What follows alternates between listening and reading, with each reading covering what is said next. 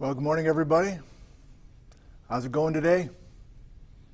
I hope everything's going well for you. Welcome to Ellensburg, Washington, USA, on a snowy Saturday morning. The local time is about 8:50 a.m. Pacific time, and we will begin our program at the top of the hour. That's about 10 minutes from now, starting at 9 o'clock. But we'll spend about 10 minutes visiting with folks, saying hi to some folks, doing a couple of other things. So I know this is a busy time of year. Many people are traveling. So you made time to join us this morning. And thank you for doing that. Thank you for joining us this morning. Hope you enjoy the program this morning. Okay, well, let's say hi to a couple, make sure we're doing okay with audio and visual, and then I've got an email to send, as you well know. Good morning, Joe. John says it's 5 by 5, and so does David, and so does Robert from New York City. So that's good, or maybe New York, sorry. Island girls from Camino Island. Okay, hang on, I got to slow down the chat. Slow down the chat, boy. Webb Lake, Wisconsin, Salem, Oregon, Richland, Washington, East Tennessee. Nina is in San Diego. Tamara, I'm scrolling back. Tamara is in Southern California. Paddock Lake, Martha's Vineyard, Massachusetts, Iowa, Hillsboro, Oregon, Selma, Oregon. A lot of North Americans here this morning. Connecticut, Unity, Wisconsin, Boise, Idaho, Troutdale, Oregon, Prince Edward Island. Ken is in Charlottetown, Prince Edward Island. That's a first, I think, Ken, so a special shout out to you. Thank you for joining us. Santa Monica, California. I'm scrolling way back now. Okay, let me come down to live. We'll say a couple more. I got something fun to show you before we start. Garrett, the Dutch Night Owl in the Netherlands. Thank you, Garrett, as always, for joining us. Norley is in Ecuador, and she's slowly making her way through Central America and then North America, I guess, this coming summer. Very exciting. Itchyboots.com if you have not seen that YouTube channel. She is really outstanding in so many ways. Lissa and Dr. John from Newport, Oregon, Redmond, Washington, Kirkland, Washington, Sequim, Washington, Ottawa, Canada. That's Dennis. Nancy's in Missoula, Montana. New Hampshire, Cleveland, Ohio. Josie from Boise. I always catch that name for some reason, Josie. I kind of like that name. Rachel from snowy Chihuahua River, Chumstick area. Rachel dropped in for a visit on Wednesday after class. Yeah, the west door has a rock in it. It's a little sample of Teanaway rhyolite holding the west door open. So if you want to drop in, I know it's not easy to travel this morning with all the snow, but maybe that'll work. Okay, I gotta do a couple things. You know what I gotta do. So give me just a second, would you please? Thank you. Okay, here's where the older gentleman talks to himself. I copy that. Then I go to email.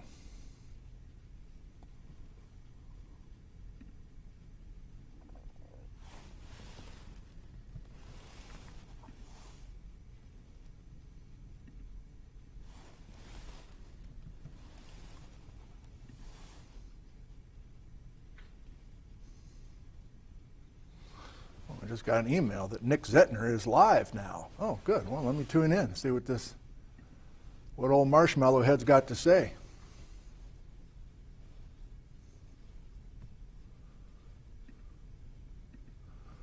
There's this whole checklist of stuff I got to do, you know? It's like, I'm getting better.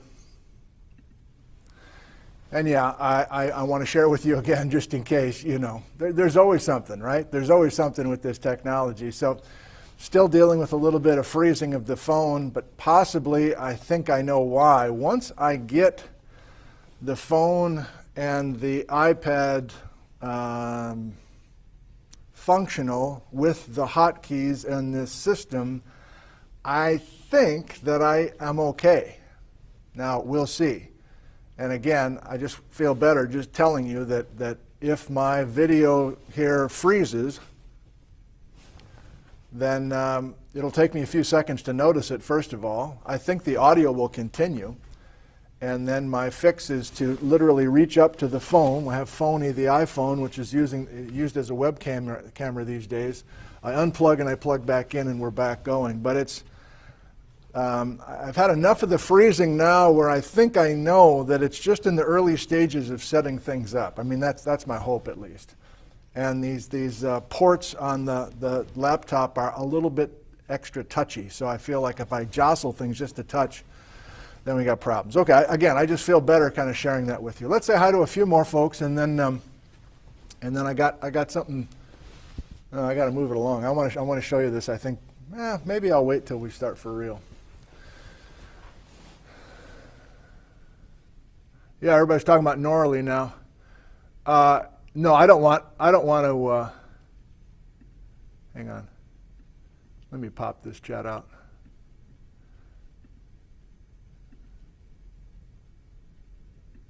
I would be uncomfortable, and I know that Norley would be uncomfortable if we connected somehow when she was driving through. So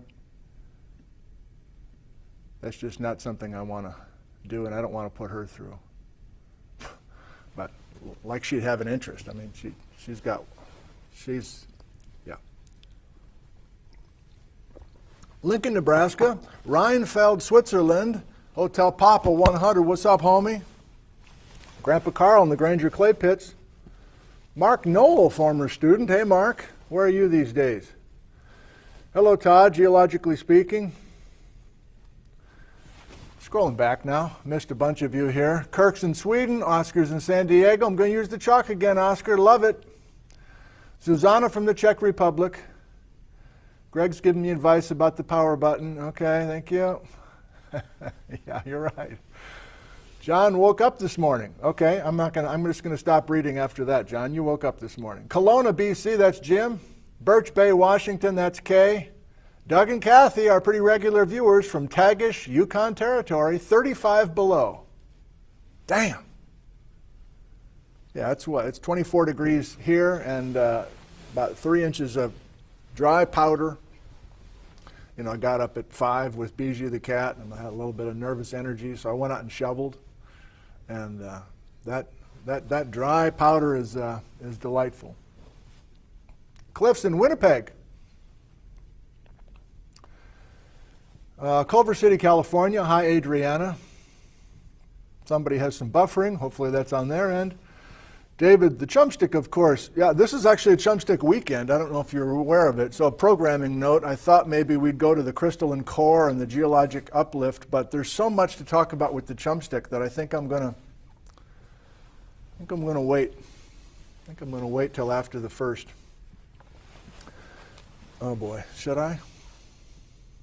Well, I should test it out just to make sure that we're okay. So let me test something. I'm going to save my surprise till after we start for real. Okay, you ready? I'm going to try to be brave and go to the iPad. I got 2 minutes, but I want to just, I don't know. I'm chicken. I'll go to the iPad. I've got specific plans for the iPad this morning that I haven't had before. So I need to use the iPad is my point, but I'll only go over there when I need to. Okay. Neatards, Oregon. Hi, Jay. And Trex 532 or 531 is from Mexico. Trex, wonderful. Where are you in Mexico? I'm curious now. It's great to have you with us. Larry says freezing rain in Angola. Are you serious, Larry? You're in Angola? That's cool. The internet's an amazing thing, I gotta say. We got people talking about snow and Robert's in Battle Creek. David's in Edinburgh, Scotland. Dixie Doodles is in Hunt, Texas. Adventure Brada. Guayaquil. John is Whidbey Island. Warm Hand from Årbro, Sweden. Hello. Clyde Park, Montana, Vancouver, BC, Cologne, Germany, Bosboro, Angola, Indiana, says north. Okay, so, all right. Okay, good. Well, I got 1 minute. I see that our guest is in the green room, so it looks like we're good there. So let me concentrate, and we will begin talking about the Chumstick Basin in about a minute. Thanks so much for joining us. We have about 600 watching now, and they'll continue to filter in, I presume. But really appreciate you coming this morning. Hope to see you tomorrow morning as well. We have a Sunday morning at 9 a.m. Pacific show as well. It's a Chumstick weekend. We'll start in 1 minute. 1 minute. Hot mic. Hot mic, Eddie. Okay, boy. You're talking about the Chumstick, okay? Right. Mike, yeah, Matt.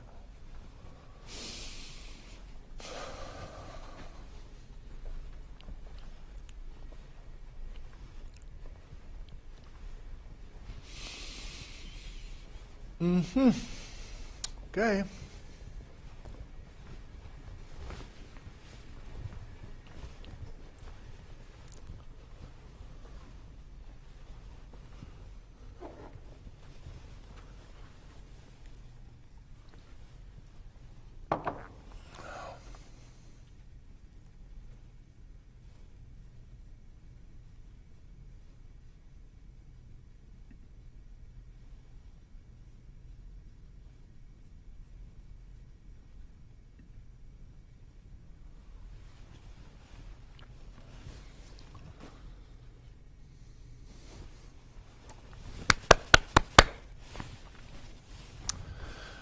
Well, good morning, everybody, and welcome. This is a session on the Chumstick Basin, and this is where we're talking about today. It's pretty close to home. For those that are watching in places far, far away, here's where I live on this beautiful winter morning where the sun just came up an hour ago, you know, it's almost the winter solstice. And Wenatchee, Washington, and Leavenworth, Washington, and Mount Stewart, and a bunch of sand. We'll emphasize the sand today, and we'll be very simple about it. And I feel like we can be simple about this Chumstick Basin or this Chumstick sandbox because we're going to be doing this again tomorrow, and we'll be back to the Chumstick Basin tomorrow, but emphasizing some other things involving the Chumstick, which gets us back into the Eocene fireworks. So I want to build off of our last show, and I remind you that this is an alphabet series, and the whole gimmick of this is that you watch these in order. I don't know if you've been able to do that or not, but today in particular, I think I'm going to be referring to our past show a fair amount. So if you didn't see the last show on Wednesday with Mike Eddy called Siletzia Fireworks, I suppose it's not going to work great for you, but you know, whatever. I'm just have to assume that you've seen the prior shows as well. So one of the things we did last show is this. And I used Oscar's colored chalk on the chalkboard, but I wanted to free up some real estate on the chalkboard, so now I'm kind of done it this way. And we're going to just kind of continue to revisit this, but you remember the gimmick, really of the whole winter, the gimmick of the series is that we have an amazing variety of very active geology all happening at the same time. And the analogy that I've stumbled into, and I like quite a bit now, I got to say, is the fireworks. So we accrete Siletzia, that's the foom, and then shortly after the foom, you have the fireworks up in the sky. And first new thought for us this morning, we're going to work our way through each of these fireworks as the winter progresses and as the alphabet continues on. But there's connections between the fireworks. You know, it's like the fireworks can be studied individually, and you're like, seriously, a bunch of sand sitting near Wenatchee is part of the fireworks? Aren't you like overselling this? By tomorrow, I think you'll see that the Chumstick Basin is a very exciting, I never thought I'd say that about sedimentary rocks. Are you kidding me? I'm from Wisconsin, man. I was bored out of my mind by the St. Peter sandstone and the Niagara dolomite or whatever the hell, you know. It's like, ugh. Well, now I'm in. Now I'm totally excited about these sedimentary layers because they can be plugged easily into a regional story. And so, yes, you can see that down here at the bottom, sedimentary basins is part of our story. And if you come back tomorrow, or if you eventually see tomorrow's show, we will be emphasizing the strike-slip nature of the edges of the Chumstick Basin. But this idea of fireworks all happening pretty much at the same time, I got distracted there. What I was trying to say is that when you go to a good fireworks show and you're sitting there watching all these fireworks of different colors and different patterns and different sounds, right? Quite often those colors kind of blend into each other, right? The big orange one goes, and then the yellow one comes in, the green one comes through. And so even though we'll be kind of visiting each of these individual fireworks, we will see that there's all sorts of cross-pollination between these things. Again, because they're all happening pretty much simultaneously, which is the main message of the whole series. So that brings me to the reveal this morning, the first reveal. And the reveal is brought to you by Vindman's Bakery in downtown Ellensburg. Love it. Oh boy. This episode of Nick from the Classroom is brought to you by Vindman's Bakery in downtown Ellensburg. You've got to love it. So, we're coming back to this, but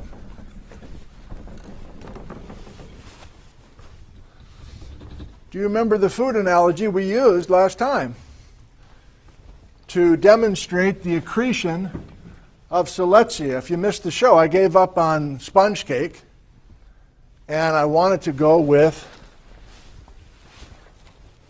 a beautiful rustic sourdough loaf from Vindman's Bakery. This is Siletzia. This is the large igneous province that's coming in obliquely from the southeast to the northwest and hitting the Pacific Northwest. But if you recall, in the last show, I said, hey, Jeff, this is really good, a good visual, but it's too small for this map. So I got a text from Jeff immediately after the show. Jeff at Vindman's Bakery, you've got to love it. And you know what his text said? I mean, I'd read it word for word, but my phone's being used at the moment. He said, I think we can help you out. I'm like, what do you mean? I think we can get a bigger Siletzia for you. I mean, the Siletzia that you have now is good, rustic sourdough, but it's not big enough for your map. So one of the main bakers at Vindman's Bakery is Sam, who is the son of Jeff, the owner. And Sam just knocked on the side door and said, I got a delivery for you. A bigger Siletzia. So I'll still use this because it's a handsome rustic sourdough loaf.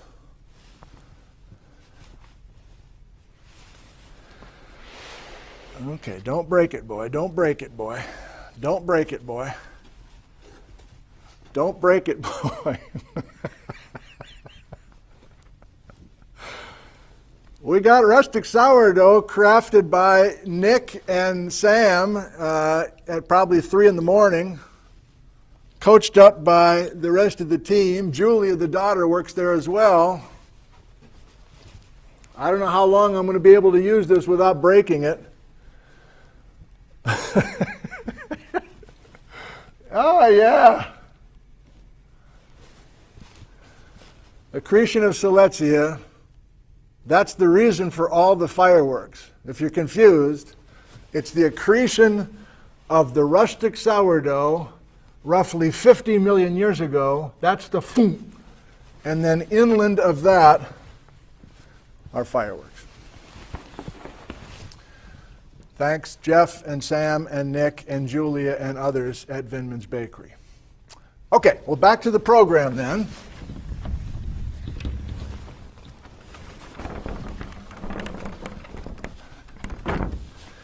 feel like I want to get us acclimated just a little bit more, especially those that are in the Northwest and they're like, okay, I'm not really sure I've been to this Chumstick Basin, first of all, so let's do it quickly. Here's Ellensburg, so you can get on US 97 and you can drive north, climb up and over Blewett Pass. It's very snowy on US 97 right now.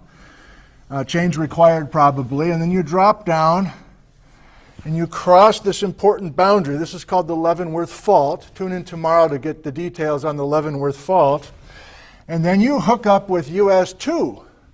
US 2, which is coming down near Lake Wenatchee. US 2 that's coming through Leavenworth, Washington. US 2, which is coming right through the middle of the sandbox to Shaston Pinnacles, Leavenworth Ski Hill. We're going to visit many of these places today. And then 2 eventually heads to John Stockton's house at Spokane.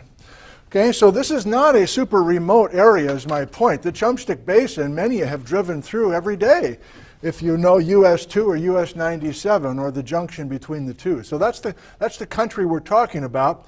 And I think I'll give it to you verbally just in case it doesn't work. I want to go to YouTube today. I want to show some video clips with the sound turned off, I think. And that will be our way to kind of visually connect with this area, which is quite beautiful, as well as having this important geology. Okay. So to build off of our last show, do you remember our guest, Michael Eddy from Purdue University? I enjoyed that conversation. I hope you did too. And there was a couple of themes that came up with his discussion that I want to build on today. You might have to go back and watch it if you didn't see it. But Mike could work anywhere in the world. And he has this lab that has these crazy precise dates coming from zircon, uranium, lead, absolute age dating.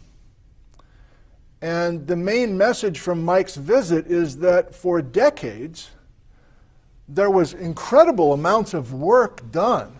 Master's theses back in the 1960s, master's theses in the 70s, master's theses in the 1980s, PhDs, state geologists, USGS geologists, they're all coming to these rocks and studying them.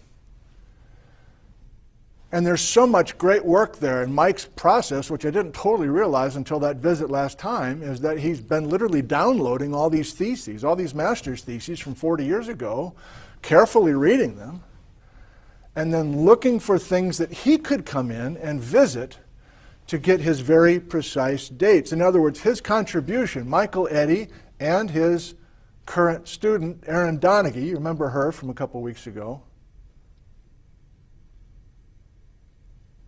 they can add precise timing to the basic geology that's been worked out. And that's what I want to expand upon today. What were the old messages? What is the new message in the last 10 years from Mike and his students? That's what we're doing today. Okay, so we know where the basin is. We know it's a bunch of sand. That's all we know so far. Let's do... Actually, you know what? I want to do one thing. Where is that? Yeah. I think this might be confusing to some, so let me be as clear as I can. In fact, I think even when Mike visited with us last time, I think he kind of said Cascades when I think he was talking about the North Cascades. And so the only purpose of this map of Washington is to try to be clear. I haven't done this before, but I don't know if it's been bothering you or not. When I'm talking in this series about the Cascades, that's very different, at least to me, than the North Cascades. And you're like, really? That sounds like about the same. So let me be as clear as possible. The Cascades, which I think are known worldwide, if you're watching in Angola for real, or the Netherlands, or wherever, Australia, New Zealand, you know about Mount St. Helens, I'm guessing, right? That's here. You know about Mount Rainier, possibly. That's here. These are active volcanoes that are in a beautiful line. It's known as the Cascade Volcanic Arc. And those cascades have existed for the last 44 million years. There have been volcanoes erupting regularly over the last 44 million years. 44. But our Chumstick story is pre-Cascades. The dates you're about to see from the Chumstick sandstones and other units are before this Cascade volcanic arc ever got established. In fact, it's back when Washington was pretty flat, during the Eocene. So the North Cascades, for us, is different. So you've seen enough of these programs to know that I'm motivated to learn as much new stuff as I can about the North Cascades. And what I mean by North Cascades is an older story. Has that dawned on you? I'm not sure it's been clear. Yeah, there's overlap of the current Cascade arc and then this older North Cascade story, but this is where we have the fruitcake. This is where we have the Spokane gneiss and the Skagit gneiss and the Chumstick Basin, the Chumstick Formation, and the Teanaway and the Swak and the Hosamine and everything else. So this is my hope that you can see that there is a North Cascade story that's really got nothing to do with eruptions of cones that are standing on the horizon today. Okay, so it is the North Cascades. So, I feel a little disjointed. I don't know why. Yeah, okay, got it. So with that thought in mind, let's do the front and then the back of this board. And then we'll be brave and go to the iPad. I think that's the plan. So this is a look at some sedimentary layers during the Eocene, and it is looking at the sedimentary basins that are part of this fireworks show. We have docked Siletzia. We have docked Siletzia. When? 50 million years ago, right? We docked it. 50. So that's important to keep in mind with these dates. And this is essentially the first pass at these units, some of which we've already looked at. So here's an east to west cross section across the state of Washington.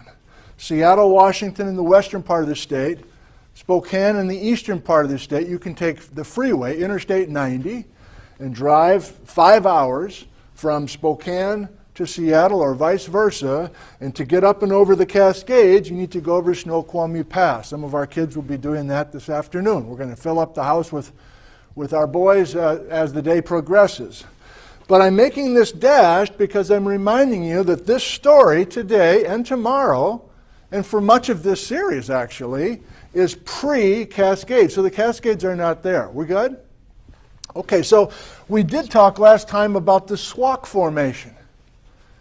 And those are layers that continue across from east to west Washington. So it's technically the Swak Formation in eastern Washington, the Chuckanut Formation in western Washington. That's all the same stuff. And from Mike Eddy's dates recently, we know that's a story for 10 million years. Okay, that was last time. We're not going to it again. Then there's something called the Teanaway, which we're just going to flirt with today, but we're not going to really deal with much. But then we get to our main focus today and tomorrow. It's a Chumstick weekend, everybody. And this is the general time frame we're talking about, right before the beginning of the Cascade. So if you like, I don't know if why not? So if we start this 44 million years ago, and that's a date we'll come back to, especially after Christmas, we're going to start the Cascades, which means we're going to send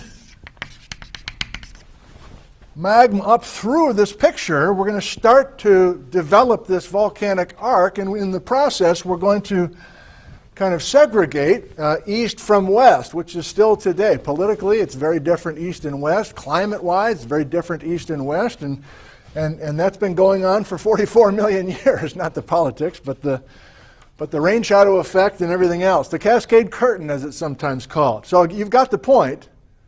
What we're doing today and tomorrow is splitting the state in half, essentially, by building the Cascade volcanic arc. How are we doing? We got more 850 people. Looks like we're still communicating. Good. Okay, that's the setup. But remember the theme. We've really taken a huge leap forward in the last decade. and it involves Mike Eddy. Our guest is not Mike Eddy again today. But let me try to graphically show you on the back of this chalkboard the old versus the new. And don't get it twisted now. I'm not saying the old is wrong or the old is inferior. I'm old. I did a master's thesis in the 80s, okay? So there's a lot of good work happening back there. But us guys back in the 80s didn't have the technology and the tools that a few people like Mike Eddy have now. So I want to physically show you the difference between the two. Let's do it. Big reveal. I'll come in as close as I can so you can see the details on this without getting the chalkboard out of frame. So we will obviously spend a few minutes on this. Yeah, you can see it all.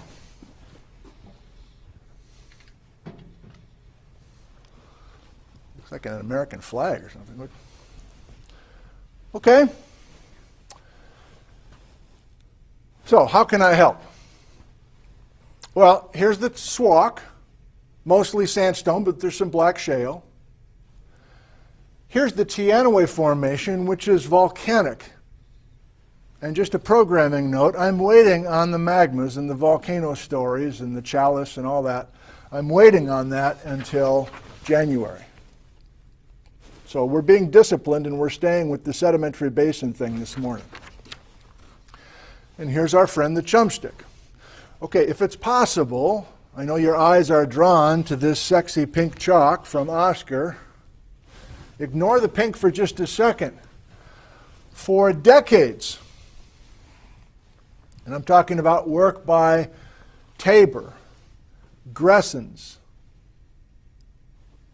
I wrote those down. Where are they?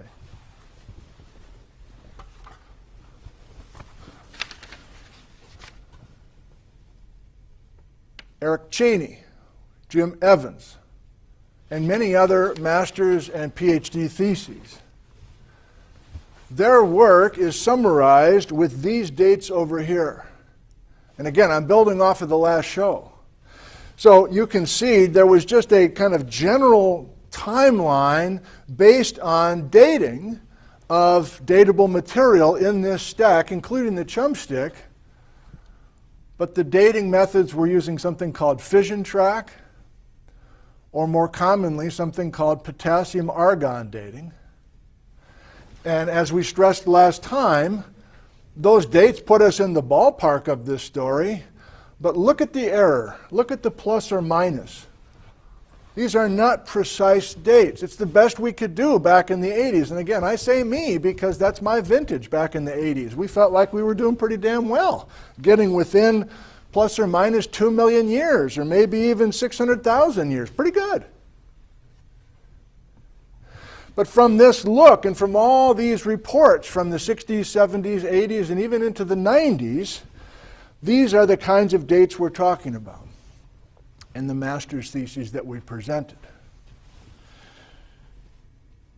Back at that time, I could have picked dozens of these papers, but I'm picking one from a guy named Matt McClincy, who published from Portland State University, and he worked in the Chumstick, tephrostratigraphy of the Middle Eocene Chumstick Formation. And he was a student of a gentleman named Paul Hammond, who's still with us. I think he's in his early 90s. He's in a retirement community now. And I'm a big fan of Paul Hammond, and he had dozens and dozens of students that he sent up here to Central Washington. In fact, I even talked about Hammond a lot in a lecture that's on YouTube called Ghost Volcanoes in the Cascades. I had some photos and some stories about Hammond. So this is one of Hammond's students, Paul Hammond's students, Matt McClincy, who I've not met. And he's publishing in the Chumstick, but in the olden days, and he's finding, what are the pink? He's finding these tuffs. Now, I don't think Matt actually found the tuff beds, volcanic tuffs in other words, within the Chumstick, but he was counting them up, and I took some notes from his thesis, just like Mike Eddy took some notes from his thesis 8 years ago. There's 19 of these volcanic tuff beds within this chumstick sand. And I presume some of these dates, these potassium argon dates, let's say, are coming from these tuffs. There's 19 of them. And if you look carefully, apparently at some of these tuffs, they are ash flow tuffs. So instead of ash just falling out of the sky, and some of them are that, some of them are truly just ash fall, but some of them are ground-hugging clouds of ash and debris coming from some sort of volcanic explosion, and these things are rhyolitic. They're high silica systems. So McClincy carefully located each of these tuff beds and published some maps we're about to look at in just a bit. Let me continue with some notes from him. Those tuffs, those 19 tuffs in the Chumstick, which are the main feature of today, they were rhyolitic, but they have kind of converted into chert, so they're very, very hard. And these 19 tuff beds in the Chumstick typically don't have vegetation on them, and they're kind of ridge formers. Again, McClincy was kind of fleshing that out. And McClincy sampled some of those tuffs and got them chemically analyzed in Portland, I guess. Some of the tuff beds are up to 30 feet thick. And other than these tuffs, there's really nothing to keep track of time with, and that was part of the problem. There are really no fossils or microfossils in the Chumstick. I'm just reading my notes. Yeah, thousands and thousands of vertical feet of sedimentary material. Okay, before we're done with this, what's the new? Well, that's Mike Eddy. He's actually taking McClincy's paper on the Chumstick. He's physically coming from Boston to visit the Chumstick. He's using McClincy's master's thesis to find some of these tuffs and to sample them and bring them back to his lab at MIT using the Sam Bowering method, pulling out zircons, which was not done before. And I don't want to hit this too hard because we talked with Mike about this last show, but we have, look at these dates and look at the precision. This isn't plus or minus 2 million years. This is plus or minus 100,000 years, maybe even 10,000 years in some cases.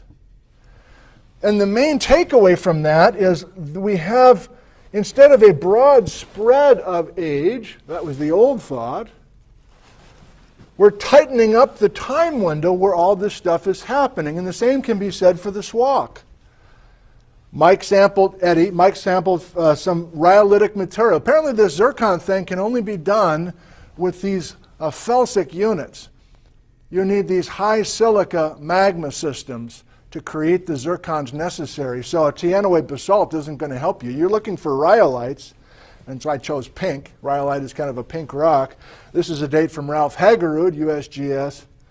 So I think you got the idea. And the Sunitsch Tuff, also in McClincy's thesis, was sampled this past summer, and I want to show that to you using YouTube. Okay, so it's approaching 9:30. We do have a guest, but I'm going to hold off for another 5 minutes or so. I'm basically telling the guest that. And I'm going to try to go to the iPad without a problem, and we'll visit a couple of these spots. Let's do it. Drum roll, please. Okay, that's promising. That's promising. What? First of all, this might be my only time at the iPad, so I'm reminding you that we're meeting again for tomorrow at 9 o'clock Pacific time for our last session. This will also be Chumstick related. And then, if you're curious, here's what January looks like. So after tomorrow morning's show, I won't be seeing you again until January 5th of the new year. Happy New Year, everybody. And we'll be back to our normal schedule. The winter quarter will be happening, in other words, so we'll be back to just 2 a week, Wednesday afternoons at 2 and Saturday mornings at 9. And if you're real curious, by the time we get to Z, we are in mid to late February. So that's the tentative plan. Okay, get off of that, boy. If we go to, if you say, well, I want to see some of this work, remember, you can go to my website. This is a personal shrine. I go there every hour on the hour and genuflect. I've added 3 papers for you today and tomorrow, really. And yeah, we'll get a chance to look at McClincy's, oh, hit the wrong button. Oh, internet's slow. That's interesting. That's going to be a problem. So here's Erin Donaghy. You remember her from a couple weeks ago. There's her master's thesis in 2015. This is what I meant to hit. Here's this guy, Matt McClincy's thesis. And you can just get a sense of how a thesis from my vintage looks different than a thesis these days. But what I really want to do, I'm concentrating, I want to go to YouTube. Can I do this? Yes, I think I can. So, oh boy, let's get rid of this head. So if I go full screen with this, this is my first try to use YouTube videos. Get off of this guy.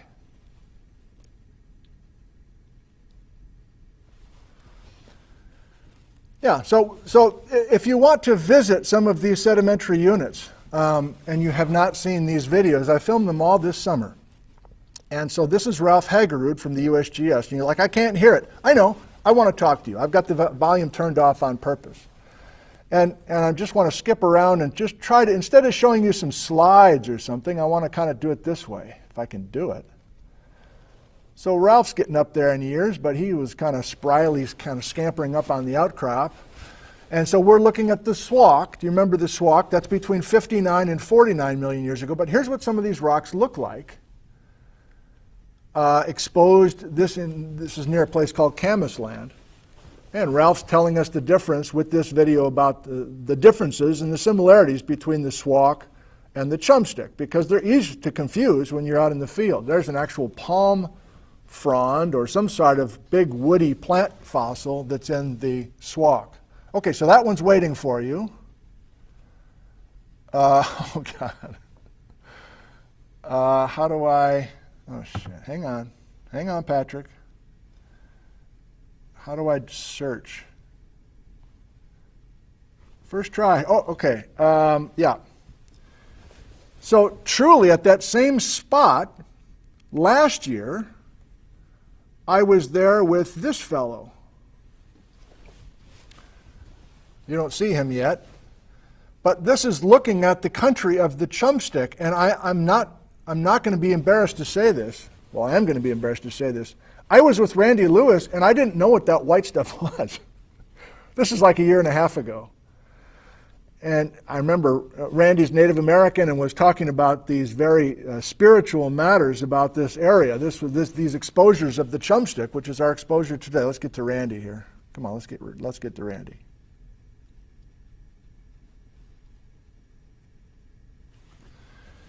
So Randy's talking about how important that area where we exposed the Chumstick sandstone, this really white rock with these pinnacles and these spires, there were vision quests and other very, very ceremonial, very profound things going on in this area where the Chumstick is. So I just mentioned that because this is truly next door to where I was visiting with Ralph a few months later. I don't know if this is working, but I'm going to continue, I think. I'm having trouble getting around, as you can see. I want to just go back to a search thing every time.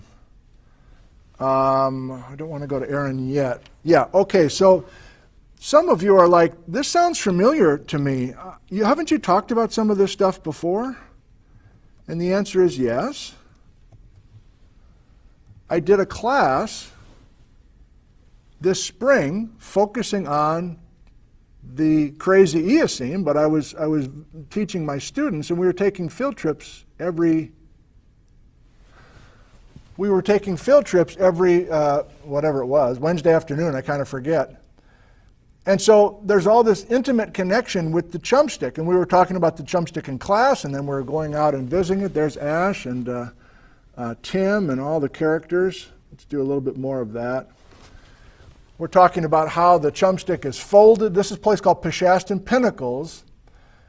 And these are these layers of sandstone that also have some exposed tuff beds within them. I'm getting carried away now, but I think I do want to change the way I'm doing this, but this is a good first try. You can see how beautiful this area is. That's looking down on US 2, and we're looking west towards the Stewart Range, and we are firmly in the heart of the Chumstick Basin right now.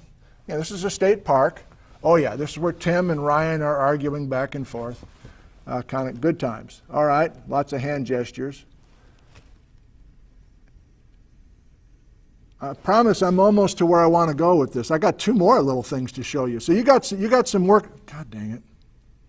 Shut up and concentrate, boy. How do I get out of this easily? Like that. So I want to do two more things, if I can get to the search. Erin Donaghy gave me a tip, and she said, if you go to Leavenworth, there's a ski hill.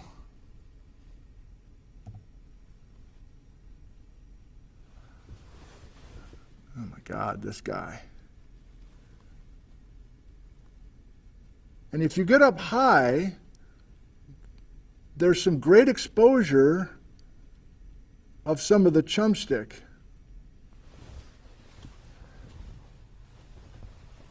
And so now we're not right down by US 2. This is video now. This is not just a still photo. But it's vegetated. We're getting closer to the Cascades themselves. The climate's different. And the point is, Erin was visiting all these spots again, tipped off by Matt McClincy's Thesis 35 years earlier. Okay, well, finally to the one I want to show you. I kind of half regret doing this scenic route, but whatever. This is the last one I'm going to show you, as I'm starting to sweat. This is so much work for me.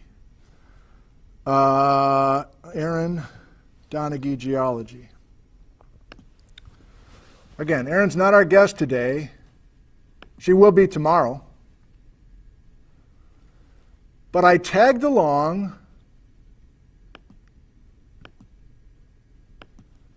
with Erin, and I wanted to mainly interview Erin.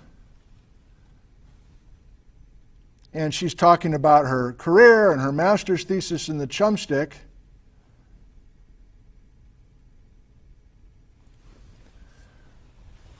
But Mike Eddy, her advisor at Purdue, just flew in, and the guy out of frame there with the blue shirt on and the khakis is Ralph Hagerud.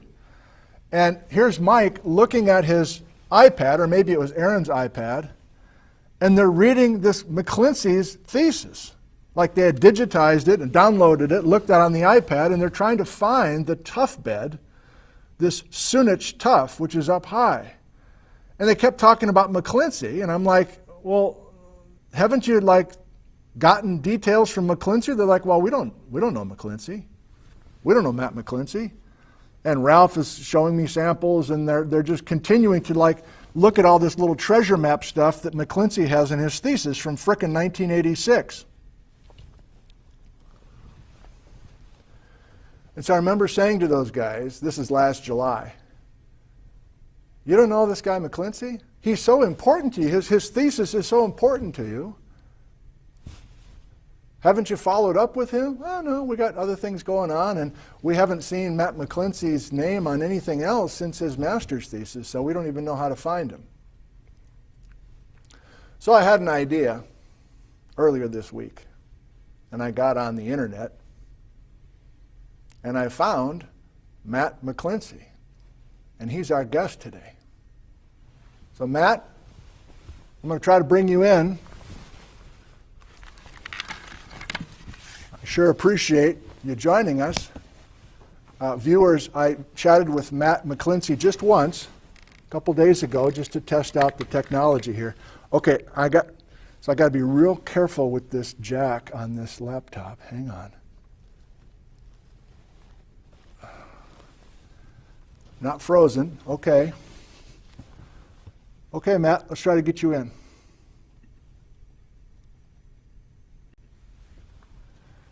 Good morning, Matt. Good morning. How are you today? I'm just fine. Oh, good. I appreciate your time. I know this is weird. I mean, you published this thesis in 1986 and maybe haven't thought a whole lot about the chumstick since? No, not too much. I've checked out and went on to other things.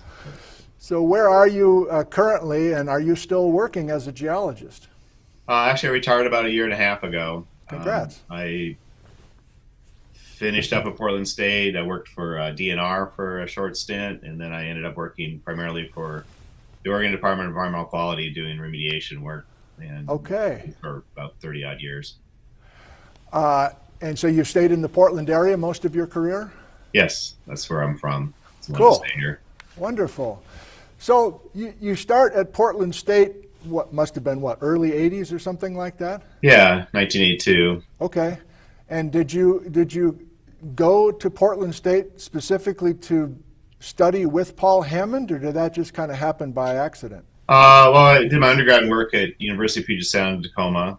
Okay. And then during the early 80s, there was a pretty big recession going on, and there wasn't a lot of work. So I wanted to stay in geology and wanted to stay in the Northwest if I could. So I just ended up at TSU doing a master's program there and hooked up with Paul. And kind of the rest is history, so to speak.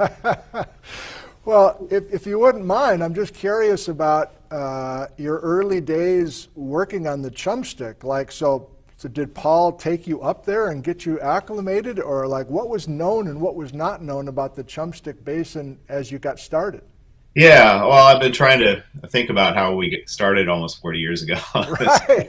But Paul was super active in mapping the volcanics in Oregon, Washington. I think he was, trying to sort out the Eocene story, how things fit together.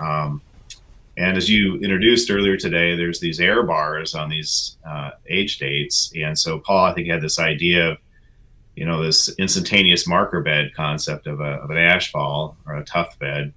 And if, we could fingerprint those and possibly find them in the different basins, there was the Roslyn, the Chuckanut, Puget Group, Chumstick, Swak. So there had been quite a bit of mapping done in the Chumstick already. The tuffs were identified up there. So I think they were, okay. Paul was aware of that literature. So I think, he introduced this concept of exploring whether or not we could fingerprint them. And it was really kind of an open question, because a lot of that work at that time with the more recent ash falls or the tuff beds, they would separate the glass out. So you get a nice clean sample and you could chemically identify that or get the characteristics of it. We couldn't do that with the Chumstick tuffs. They've, it's essentially taking a whole rock sample and you get your, lithic fragments, your minerals and things in it. So that was part of one. He ddid bring me up. Kind of spent a day or two getting oriented up there, and trying to figure out what these things looked like. And then I spent a couple summers mapping them up there in more detail, building on what work had already been done, and then collecting samples. Portland State at the time, we did neutron activation analysis with Mark Beeson, who's a geochemist on staff there, and Reed College has a trigger research reactor. We could irradiate our samples to do that. So we ended up doing some trace element, rare earth element chemistry characterization on it, and it worked out pretty good, which was an open question at the time. So. Well, that's an understatement. I mean, Mike Eddy and Erin Donaghy and Ralph Hagerud, and I wish I had a drinking game that day I was with them. Like every time they said McClincy, I would take a drink. It was you truly had like a treasure map laid out for them, like in old coordinates. This is before GPS, so you're like, weren't you saying this tuff exposure is in the southwest quarter or the northeast quarter of section, whatever? It was township and range stuff, yeah. So how much time did you spend in the field versus that analysis at Reed? Were you mapping or were you not mapping? Oh, I spent, initial summer up there, finding the tuffs that had been mapped and, walking the sections, picking up a few more, and then trying to map them, fill in some of the blanks where I could get access to properties and just kind of flesh out the tephrostratigraphy, so to speak. I guess a summer time in the lab. I spent a second summer up there kind of going back to follow up on questions. I think I spent about 3 months writing Fortran software just to do some of the I wasn't very good at it. We just got to do some of the statistical analysis and things we were trying to do. This was, so much we take for granted on just the chemical analysis and everything. It was a lot of handwork back in the day. Well, I mean, it's and part of what I'm trying to do here is to show the value of work that was done in previous decades. I think that might be a surprise to some of our viewers that, that data is valuable, and that's what I don't know if you saw the Mike Eddy show from a few days ago, but he was talking about how he's just literally going through all these theses like yours and putting them to great use now. Yeah, I mean, these Eocene basins, they were opening up and filling up within these air bars of these absolute age dates. So, that was part of this goal of we can't get an instantaneous horizon that we could correlate between basins. I don't think we ever did that, but we got to start on it. Well, you're such a good sport. Normally I have somebody here and they've been working on stuff for the last 20 years or whatever. It's all right here, and they've taught it a million times. And you're literally talking about a former life, right? You were doing none of this in the last 30 years. Tell me more about your work that you've been doing recently. Recently, I focused on the Portland Harbor Superfund site, which is the Lower Willamette River. The state was a partner on that's an EPA-led project. The state's efforts are really the upland, what they call source control, kind of identifying and controlling contaminated, groundwater, riverbank sources, so that when you spend X billion dollars remediating the sediments, you don't foul and recontaminate the remedy. So I was a big part of that project for a couple decades. That's now, I think, finally moving on to design and implementation, but a lot of arm twisting with lawyers and things, which I don't miss too much. And, oh my God! But every now and then I got to do some real geology, and so that was fun. Well, did you need to do that master's thesis in retrospect to have the career that you had? That's a good question. No, not necessarily, but yeah. I think it was time well spent for sure. I wouldn't trade it for anything.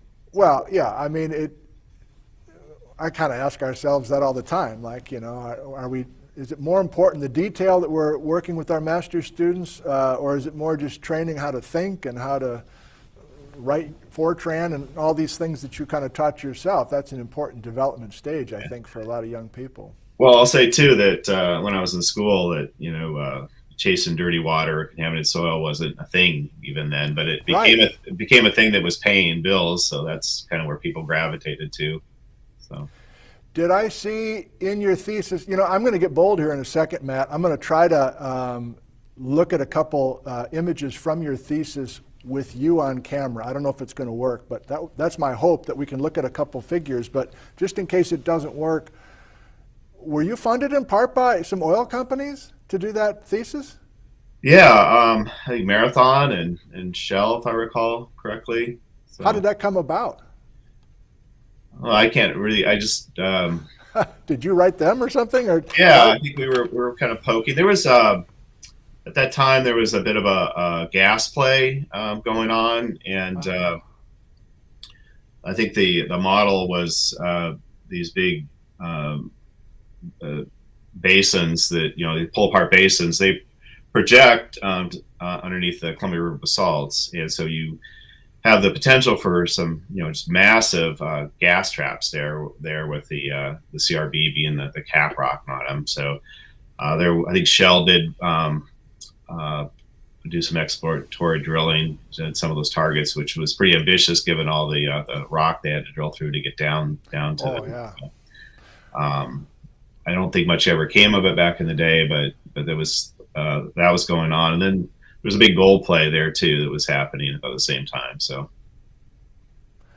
But no direct connection with those guys. They just funded you a little bit, or were you actively collaborating with the oil and? No, there wasn't active collaboration during that time. I remember contacting them when I got out of school and saying, "Hey, I'm newly minted, and you guys funded me and looking for work," and they were actively closing up their shops. There's a lot of geologists in the 80s that became like science teachers and stuff like that. Yeah. Because there just wasn't work anymore here, and so that was kind of a dead end at that time. So I stayed in school.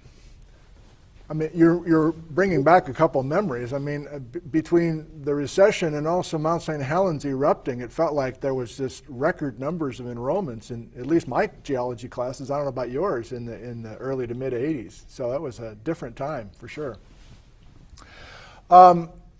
Okay, if you got a few more minutes, Matt, sure. would you mind? Let me try to.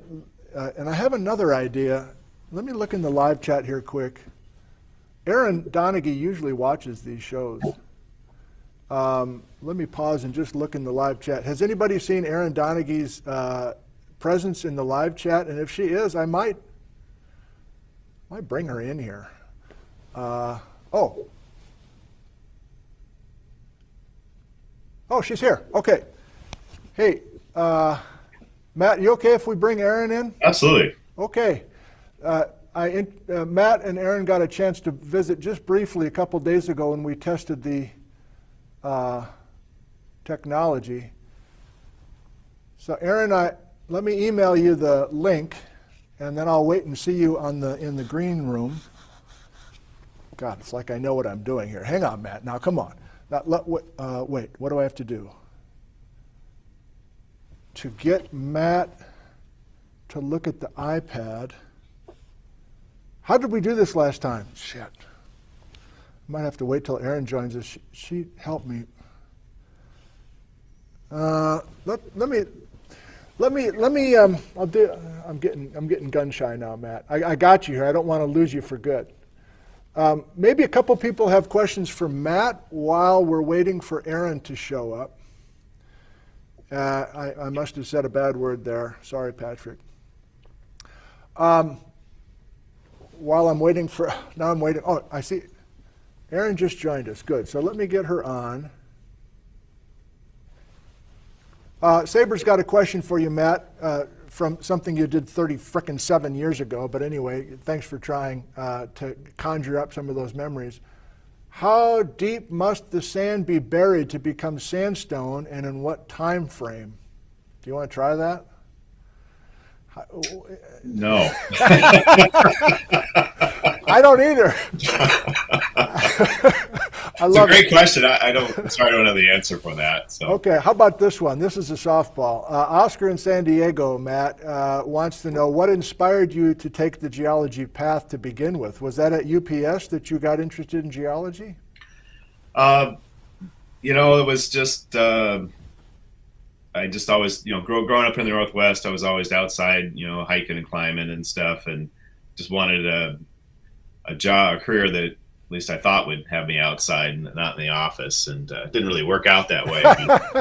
But at least you're young and impressionable. It seems like that's the path. So no, that's right, and it does happen. But yeah, sometimes the career is a little different in reality. I mean, you're also a good sport because I couldn't find you online. Like I tried to find a working email, and like I found a couple things, but they were dead ends. And so I don't know if you realize it, but I found a Facebook friend of yours that went to Portland State about that time. I forget the guy's name, Steve maybe, and he put me in touch with you. So anyway, it was a weird route, and so again, kind of creepy even. So thank you for not being creeped out.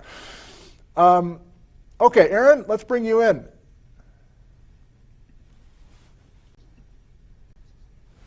There she is.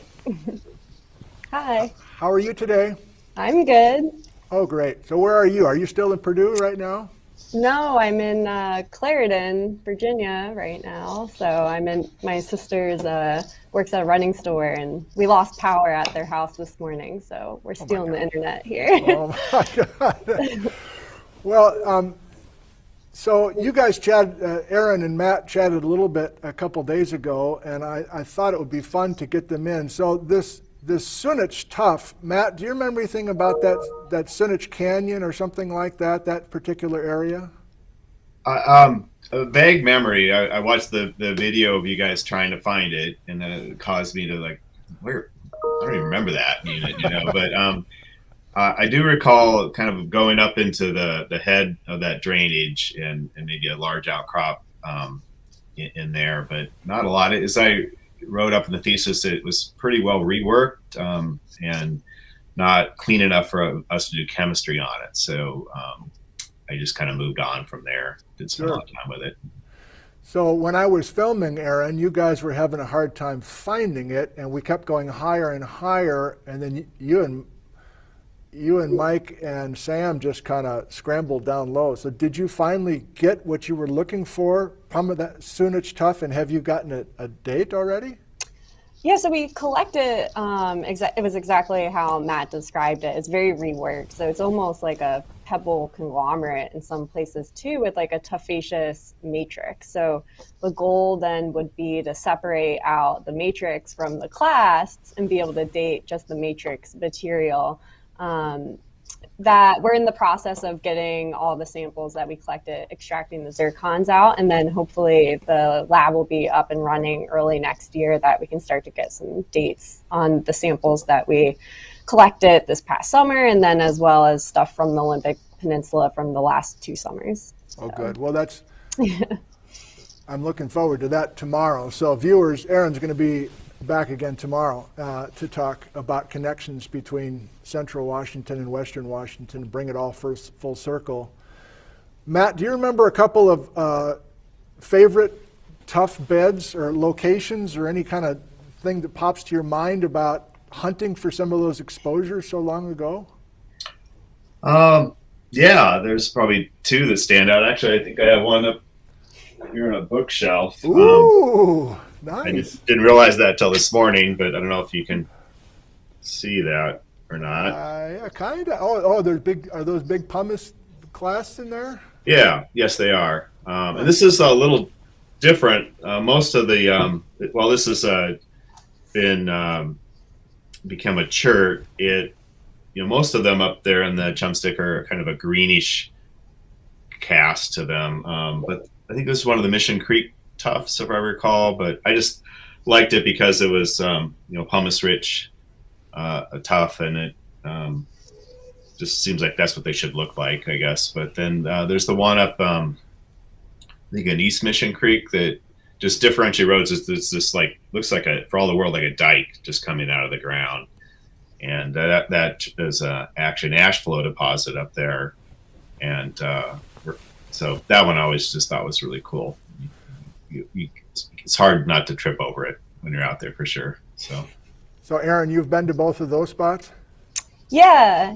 The big kind of like flaggy tuff that looks like a dike coming out of the ground. That's where Mike and I and Ralph, we were doing the field work that morning when we met with you and we got the flat tire out there. So, Right.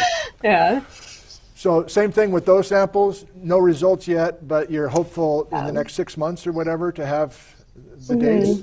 Yeah, so we collected, I think, 2 or 3 samples through that area, and and so Mike wants to do some more geochemistry on those to start thinking about what was sourcing those tuffs.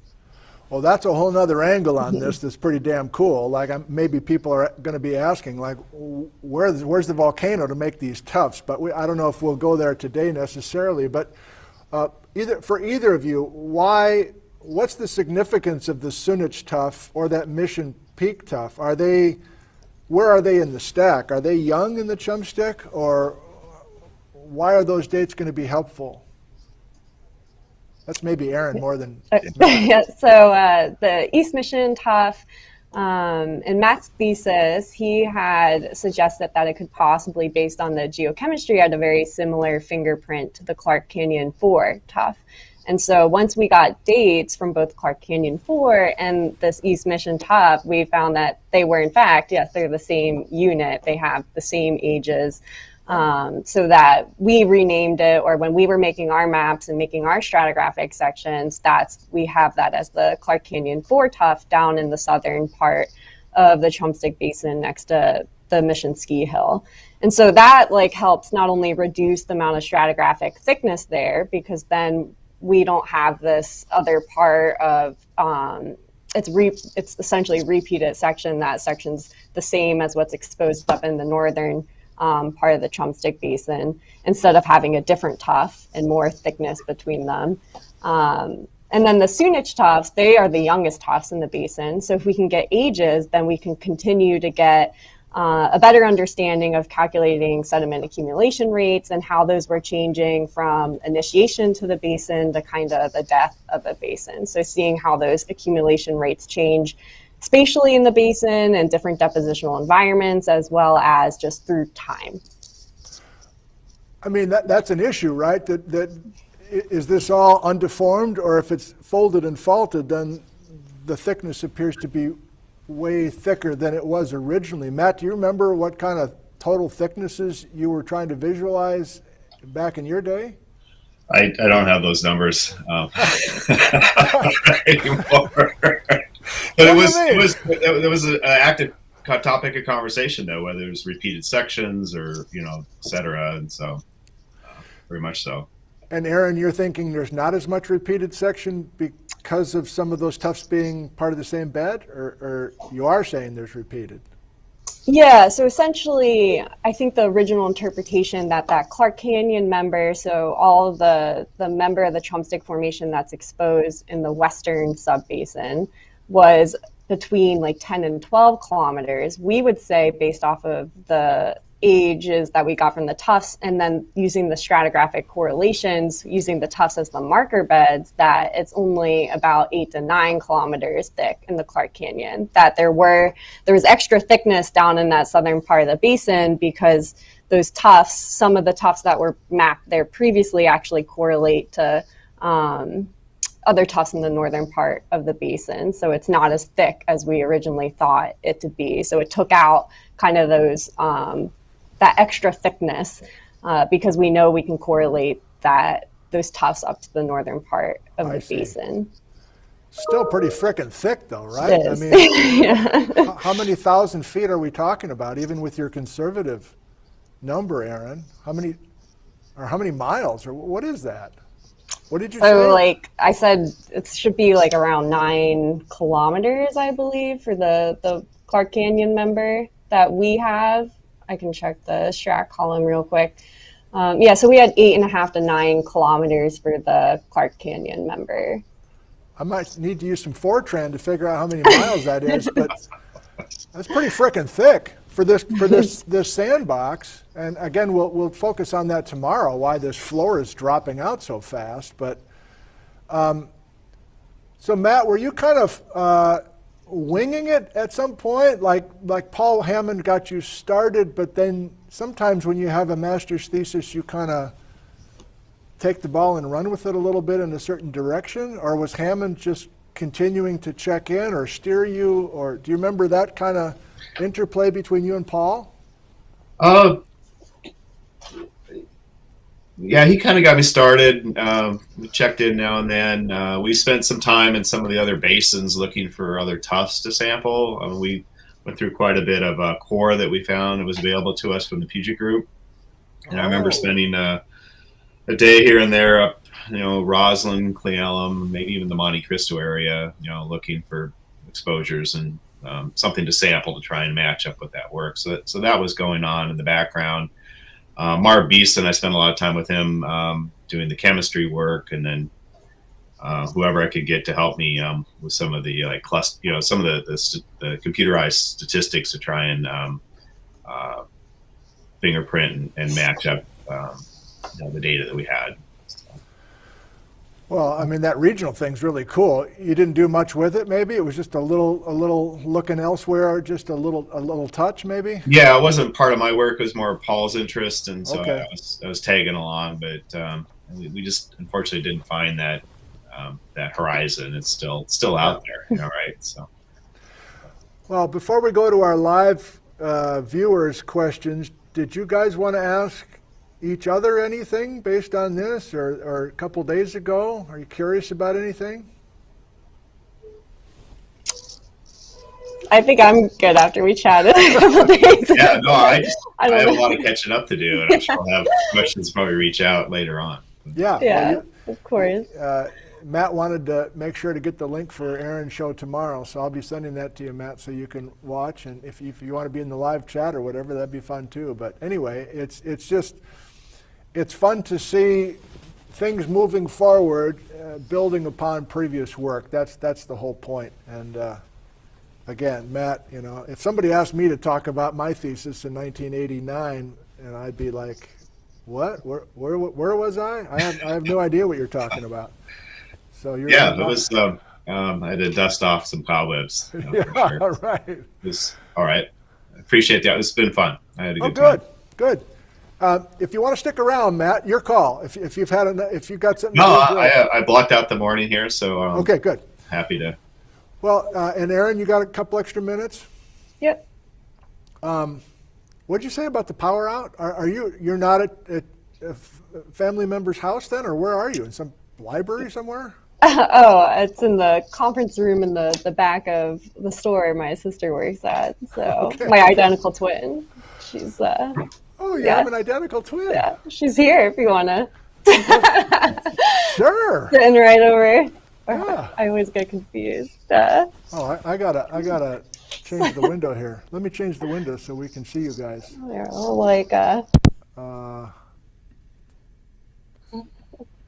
do I Can you hear hang it? on? there we go. Hey! Wow! Hi, what's your name? Allison. Allison, it's nice to meet you. Did you get into sciences like your sister did? I didn't. I went the creative writing route and now working in retail management. Wonderful. Well, hey, it's nice to meet you. It's nice to meet you. Okay, well, let's get some, maybe we'll just get Matt and, there we go. So let me just grab a few questions. I don't know, I'll just try to grab a few questions unless you guys see something that you want to ask. That was fun, Erin, thank you. Oh, we got Patrick, age 8. Gosh darn. Hi, Patrick, good morning. Merry Christmas, happy holidays. Patrick just wanted to say thank you for all we're doing and bringing together. I love you. Well, I love you too, Patrick. I'm sure Matt loves you too. Okay. Pimple number 6. Are the new dates within the error bars given on the old dates? And if not, is that a concern? That's an interesting question. Do you know Matt's dates well enough, Erin, to know if you're kind of in the same... Is that a concern? It's not I think the major problem with the older geochronology was, for at least what we were trying to do, was that the error overlapped the entire lifespan of the basin. So like strike slip basins are pretty short-lived. They're generally 3 to 4 million years. So if you have an error that's, plus or minus 2 to 3 million years, and you have these different horizons that have similar errors, or large errors that are millions of years, they're overlapping the entire lifespan of the basin. So when you're trying to look at details like sediment accumulation rates or the age of the strata and how they correlate across the basin, then it starts to get tricky because technically they could be age equivalent. One could be older, one could be young. So when you don't have the precision, then it gets much more difficult to make those stratigraphic correlations based on that chronostratigraphy. So they overlap. It's just the older geochronology just overlaps the entire age of the basin. Yeah. Very good answer. Thank you. Hey, Matt, Jim wants to know how were the 19 ash beds found, and were core samples drilled in various locations? I know you didn't find them, but do you remember who did the work? Who maybe found the tuffs, or like what maps were you using, or what report were you using to even go looking? You know, there was quite a bit of work done by the University of Washington professors and students up there. Just looking at some notes here: Gressens and Tabor. Yes. Wheaton, I guess, before that, and Wade. So there's a number of, I think, federal folks and university people working up there, and so that's what drew us up there, because again we had identified horizons, tufts that we could start with there. So and they're all exposed in road cuts or river or drainages. So it wasn't an Indiana Jones thing. You weren't scrambling through the bush trying to find this stuff. Like, it's pretty obvious. Like, these kind of got these naked ridges without a bunch of vegetation on it. Did you mention that in your thesis? Like, it wasn't that hard to find them, or was it? Well, we started, going where other people had mapped them and saying, what do these things look like? And then once we kind of got a little oriented as to what they look like in the field, and then you could start to pick them up or see the float pretty easily as well. And but there's a lot of great sections up there in the basin between the drainages and the road network up there, and so you can just kind of walk through time and the beds that are dippy, and so and then once you get off the road cuts and things, then it's they do in many cases form some of the smaller ridges up there. Yeah. So Erin, maybe this is more of a question for Mike Eddy, but like, I assume Matt had some 7.5-minute topo maps and just a little mark of a little pen on it saying, here's a good spot to go. And then did Mike or did you somehow convert that to GPS coordinates or something to like, again, you guys were using an iPad in the field, like trying to figure out where McClincy's spot was.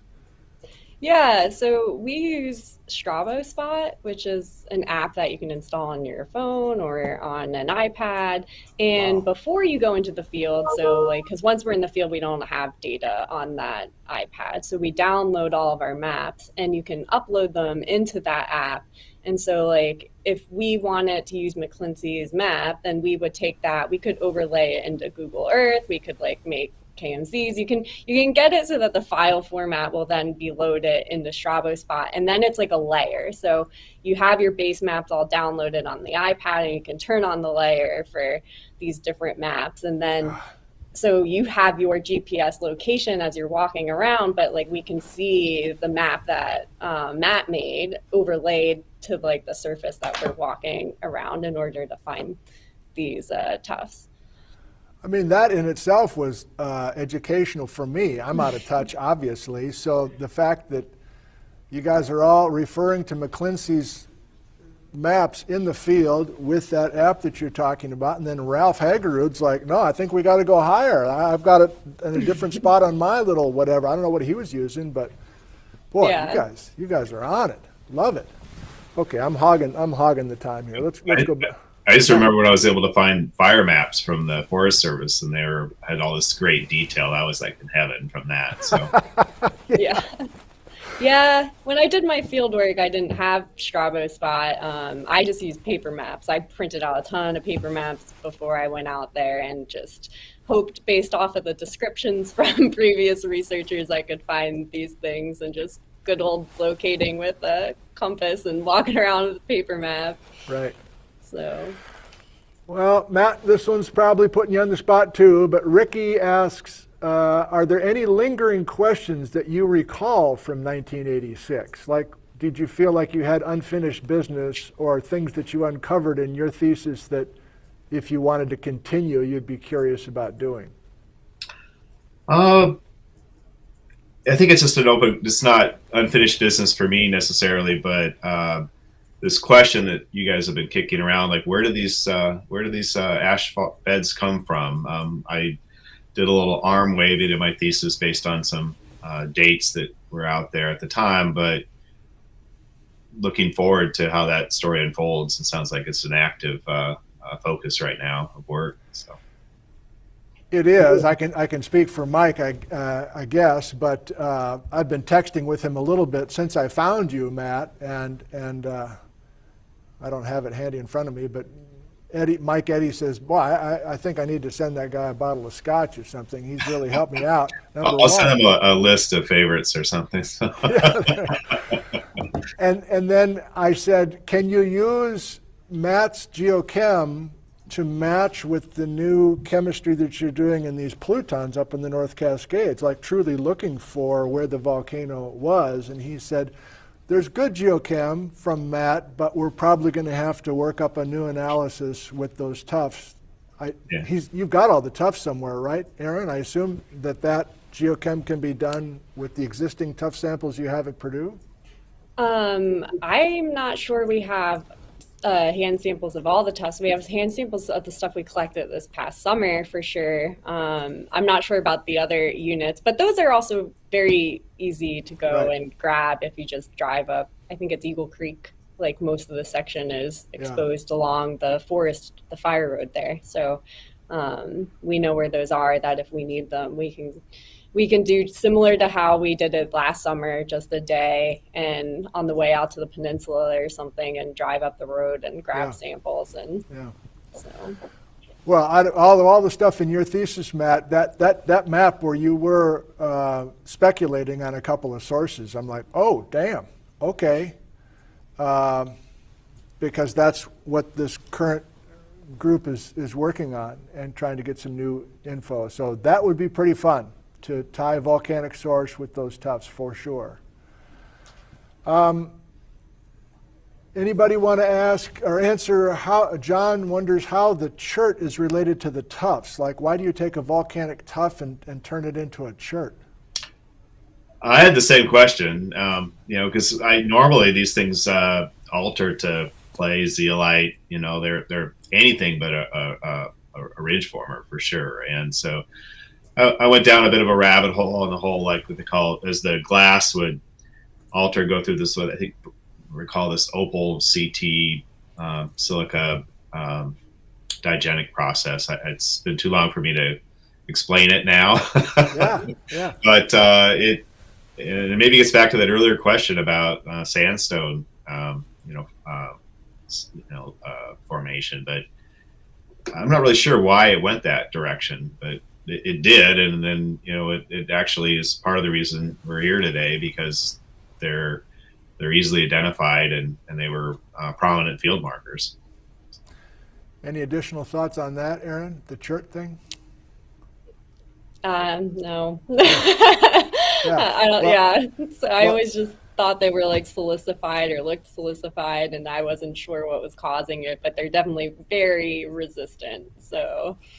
Well, I was shocked by that totally. Yeah, and folks in the live chat are asking about stuff that I think Erin and I are going to talk about tomorrow. The source of the sand, where's the sand coming from? We'll also, Marbles Collector, I think Erin and I tomorrow will talk about other places in the world that might be analog for this kind of a basin that we're talking about. Dennis says something about reactor at Reed College. Oh, so I don't know if Dennis remembers that reactor at Reed College, but was that an old dinosaur, Matt, do you remember, or was that a pretty state-of-the-art thing at the time?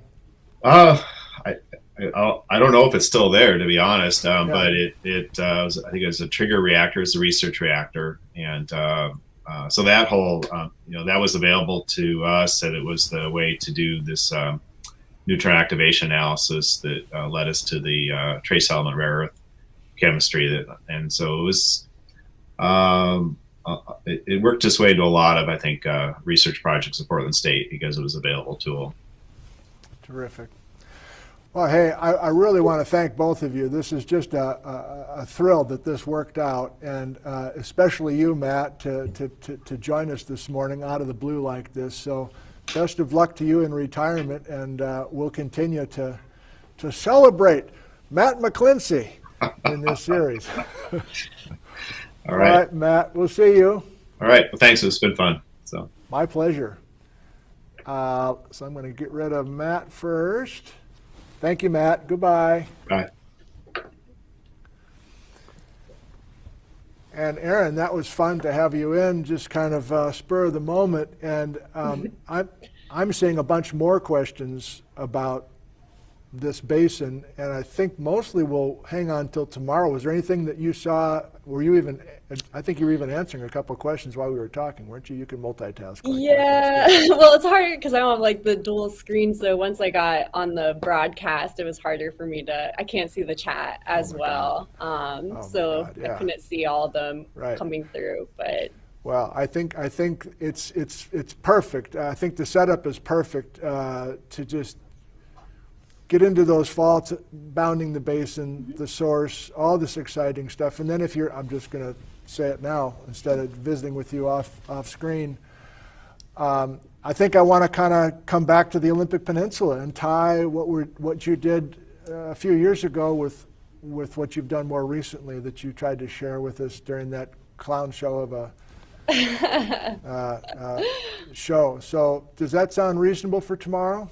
yeah, that sounds Okay. good. Okay, good. Well, it was nice to meet your sister. It was nice to see you, and we'll enjoy being with you again tomorrow morning. Yeah, thank you for having me. You bet. Okay, Erin. Have a good Bye. day. We'll see you tomorrow. Yep. Bye. Bye.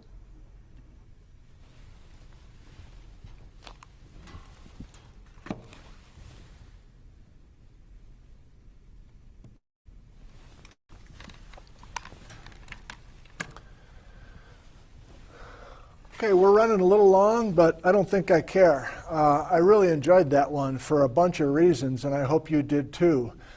I think I now want to get gutsy enough to look at a couple of Matt's figures.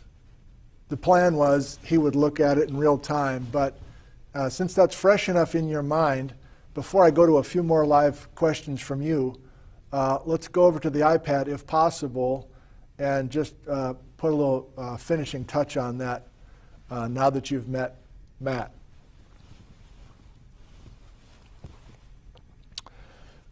Keynote.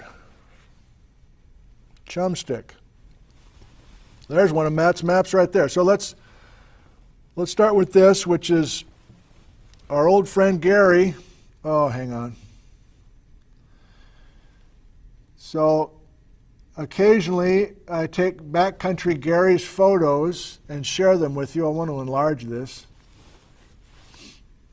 I love this photo for a number of reasons. But the main reason is you can see, even today, this thing's a basin. Do I have my pointer? Yeah. So we will discuss with Erin Donaghy tomorrow that there's a major strike-slip fault called the Leavenworth Fault on one side of the Chumstick Basin. There's another major strike-slip fault that bounds the other side of the Chumstick Basin called the Aniot Fault. Here's the Chihuahua River coming right down through the guts of this Eocene sandbox. It's still a frickin' basin. And just to tease you for tomorrow, then where is all this sand coming from? If there's, whatever, 5 miles thick sand box, what the hell? Sorry, Patrick, we got to figure that out. I need to figure out how to move on. Okay, move on, boy. Shit.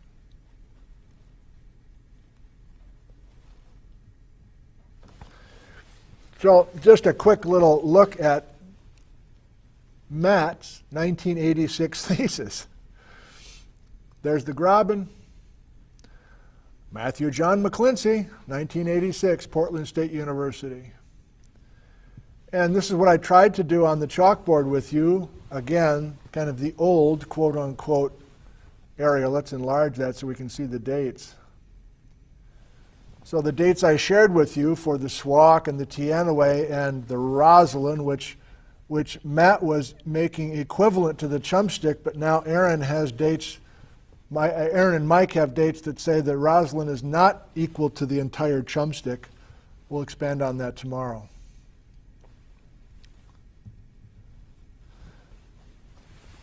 McClincy's thesis, he's got 8,000 meters and some of the well-known tuffs.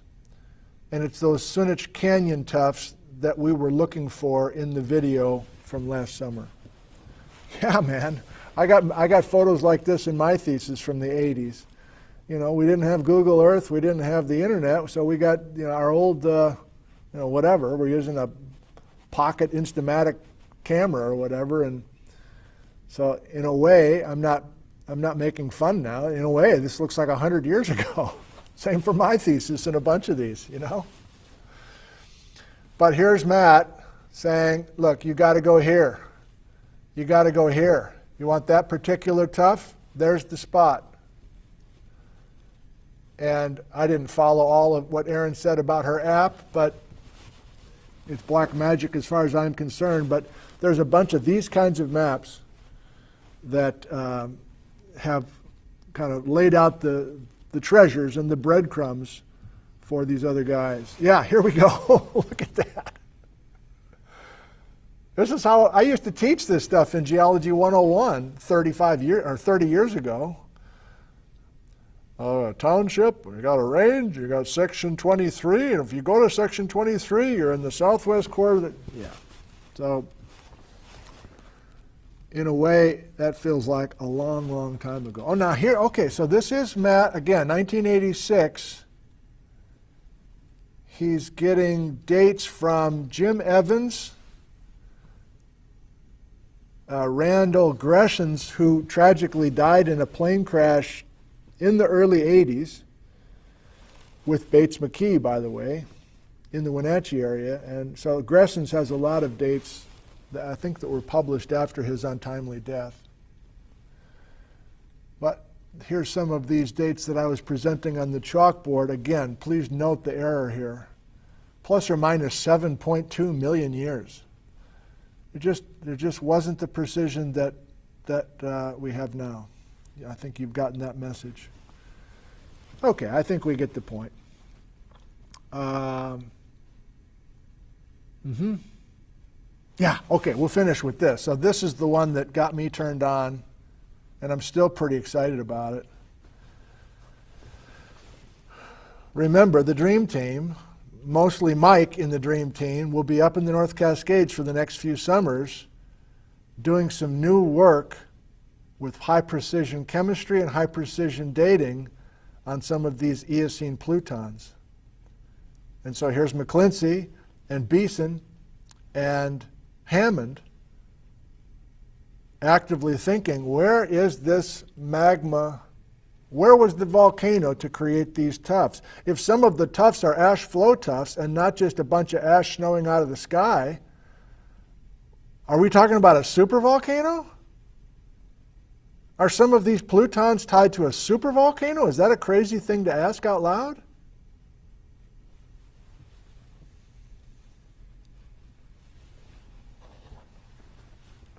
Oh, we just froze, as predicted. Okay. So, I'm going to unplug the phone and plug it back in and see if we're still together. In fact, before I do that, are we good? Okay, so Mark says we're frozen, but you can still hear me? Okay, here we go. Unplug.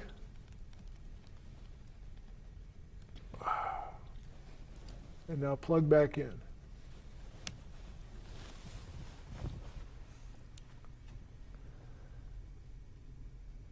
And there we are. Okay. A few more live questions with you here, and then we will sign off. I know we're a little long, but I'm having a good time this morning. Okay, I'm live with you. You're all back. Thank you. Do you want to ask a couple more questions, just in general? I think you got plenty of questions answered, but I was hogging some of the question time. Peter asks, how would we know whether tomorrow's guest is Erin or her twin sister? Well, I'll figure it out, because if I start asking about Edgar Allan Poe, or if I start breaking down Wallace Stegner, my favorite author, then I'll know that I'm with the right sister. And now we have other talk about the sister. Moving on.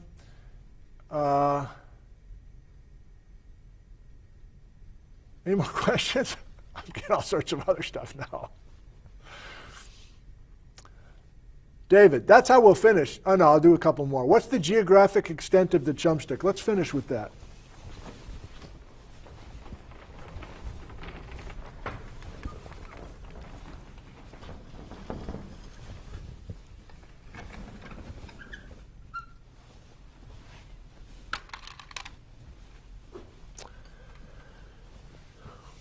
This is the Chumstick Basin.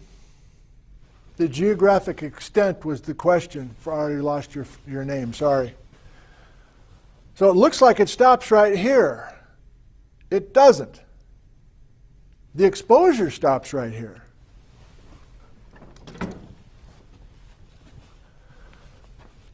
How far southeast does the Chumstick Sedimentary Basin continue? On the surface, it stops right here. But why does it stop?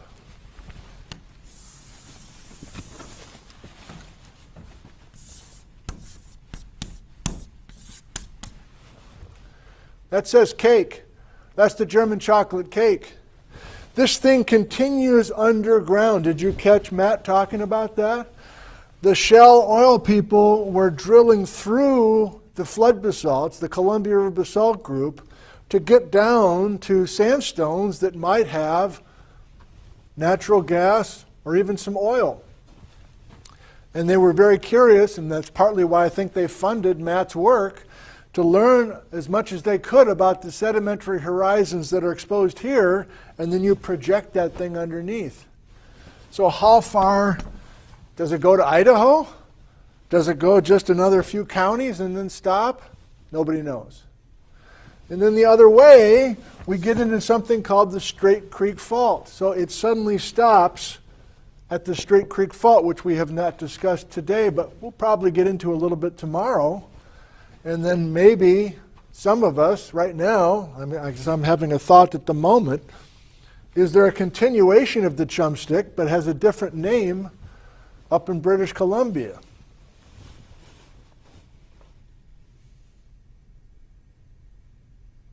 Why haven't I had that thought before?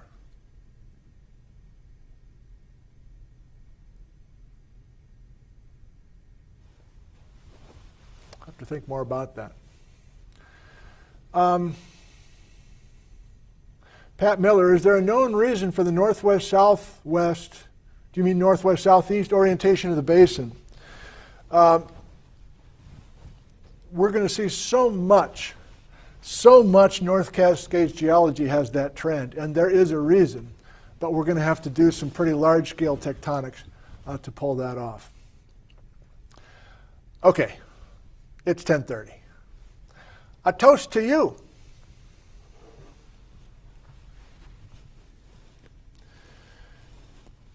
Here's a special thank you to our guest, Matt McClincy from Portland, Oregon. Can you imagine going on a live broadcast talking about stuff that you did 35 years ago? I can't, but Matt did it, so thank you, Matt.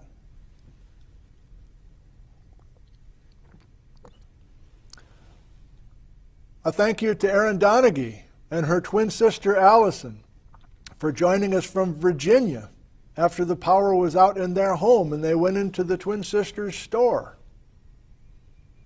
More from Erin tomorrow.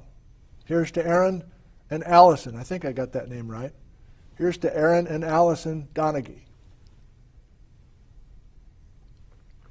Of course, here's to you. Thank you for joining us during this very busy holiday time where everybody's traveling and Christmas shopping and all sorts of other things that may or may not be tied to religious holidays.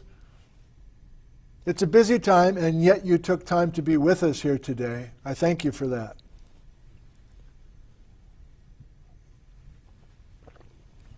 And finally, another thank you to Vinman's Bakery in downtown Ellensburg, Washington. You've got to love it. You want to see it again? Thanks to Vinman's.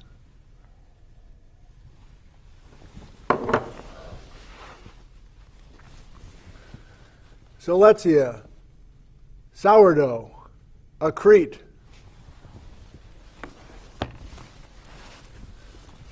Baby Siletzia, Sourdough, Accrete.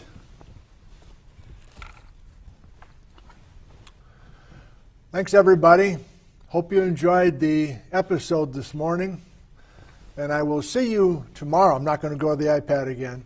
I'm going to see you tomorrow morning, hopefully Sunday morning, December 19th at 9 a.m. because it's Chumstick weekend and Erin will be back. Thank you. I love you. And goodbye from Ellensburg, Washington, USA.